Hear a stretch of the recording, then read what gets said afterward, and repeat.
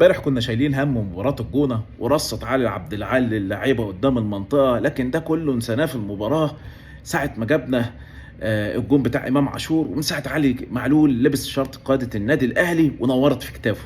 نسيناها بقى، افتكرنا بقى ذكريات جilberto في الجبهة الشمال، ذكريات سيد معوض، ذكريات علي معلول والارتباطات الحلوة بيه والاهداف الجميلة. وتحمد ربنا على نعمه علي معلول. انت جربت صبر الرحيل، فاقول الحمد لله على نعمه علي معلول. فعلي معلول يستاهل، ذكرياته حلوه، اهدافه كانت حاسمه، بطولاته قائد بمعنى الكلمه. وامبارح عجبت لك يا زمن، امبارح عمرو السولية صاب، قلنا بس خلاص علي معلول هيلبس شرط القياده، نزل كريم نيدفيد بقى اول قائد برضه يعني بقى قائد للاهلي واول مره يلبس شرط القياده. والحمد لله اتغير امبارح ونزل علي معلول، وجي يا اخي الجمهور فرح امبارح لعلي معلول لدرجه انهم كانوا بينادوه عشان يشوط ضربه الجزاء. لكن مجمل عام الحمد لله في مباراه امبارح 3 نقاط مهمين جدا، يعني تقدر تقول وصلنا للمركز العاشر في جدول الترتيب ب 27 نقطه، يعني قربنا بيراميدز ب 11 نقطه. ممكن المباراه الجايه بتاعت الاتحاد السكندري ان شاء الله نكسب نوصل لحوالي الرابع في جدول الترتيب ب 30 نقطه. مباراه الاتحاد السكندري مش هتبقى سهله جدا، هتبقى مباراه صعبه جدا، لكن ممكن نقول باستعادتنا لياسر ابراهيم وبعض اللعيبه زي محمود متولي في مباراه امبارح كن دفعه قويه جدا لينا. والاهلي حلو، الاهلي ممتع امبارح. ممكن كنا بطاء شويه، لكن كان عندنا الثقه ان احنا هنفوز من اللعيبه امبارح، وده كان باين في امام عاشور اللي مختلف عن تركيبه نص الملعب بتاعتنا كلها.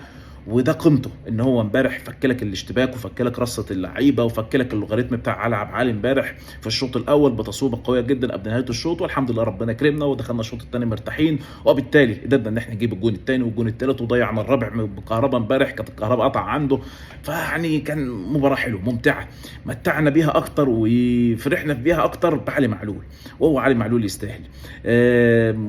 مجمل عام امبارح محمود متولي كان لعيب كويس جدا، ثنائيته مع محمد عبد المنعم ممتعه.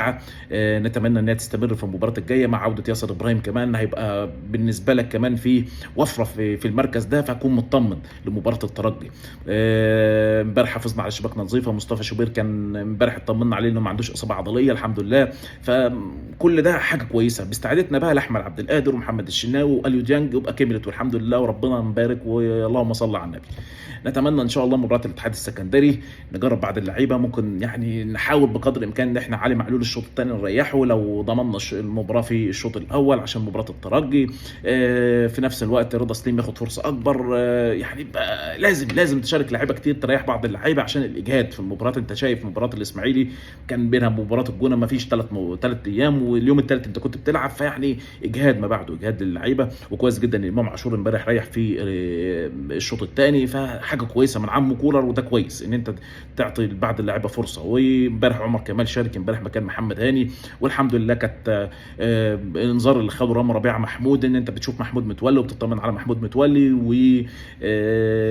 وعلي معلول استفاد امبارح بشرط القاده، فكلها معطيات كويسه جدا، كلك ماشي على خطه حلوه جدا. زي ما نقول مباراه الاتحاد السكندري لو كسبتها تعلى في الجدول الترتيب، توصل للنقطه 30 في الدوري، تاخد المركز الرابع، تبدا بقى تشيل الضغوطات اللي عندك وتشيل حمل ان بيراميدز متقدم عندك وانت خايف تفقد نقاط في جدول الترتيب، وبالتالي تودي الضغط على بيراميدز ان هو يحاول يفقد نقاط. وده يبقى قريب ان شاء الله باذن الله بعد ما نحقق بطوله دوري ابطال افريقيا ونفوق للدوري، نقدر ان احنا ان شاء الله نحسم مباراه الدوري. الاتحاد السكندري لعب 20 مباراه في الدوري، كسب 8 مباريات، اتعدت 8 مباريات واربع مباريات خساره، سجل 26 هدف، دخل في مرمى 24 هدف، فبالتالي هيبقى خط دفاعه بالنسبه لنا سهل جدا ان احنا نسجل فيه. تكون فرصه كويسه جدا لوسام ابو علي ان هو يستغل الفرصه دي ويسجل. الخط الامامي بتاعنا مسجل 29 هدف في 13 مباراه، بعكس الاتحاد لعب 20 مباراه، فبالتالي دي كلها فرص كويسه جدا لنا في المباراه ان احنا نستغل ضعف الخط الخلفي للاتحاد السكندري. خط الامامي تبع الاتحاد السكندري مسجل طبعا 26 هدف، وبالتالي هيبقى عندك مشكله في الخط الهجومي بتاعهم، وبالتالي ثنائيه محمد عبد المنعم ومحمود متولي تقدر ان هي تفيدنا كتير جدا ان احنا نقف في الخط الامامي بتاعهم. نتمنى ان شاء الله ان احنا نستغل مباراه الاتحاد السكندري ان احنا نحقق فيها ال3 نقاط التي لا بديل عن الفوز فيها ان شاء الله باذن الله، ترفع معنوياتنا، تخلينا نتاهل او نقرب شويه جدا من المراكز الاولى في الجدول باذن الله. وبالتالي نجرب فيها برضو بعض اللعيبه، باستعادتنا بعض اللعيبه زي ياسر ابراهيم، اليو ديانج، لو كان محمد الشناوي هيبقى موجود موجود، ايا يكن يعني مين هيبقى موجود هيسد باذن الله في لعيبه الاهلي. نتمنى ان شاء الله الفرحه دايما تكون للاهلي الفتره الجايه، ونحقق بطوله لقب دوري ابطال افريقيا. الجمهور عايز يفرح، الجمهور عايز يفرح في استاد القاهره باذن الله، وربنا يكتبها لنا فرحه باذن الله.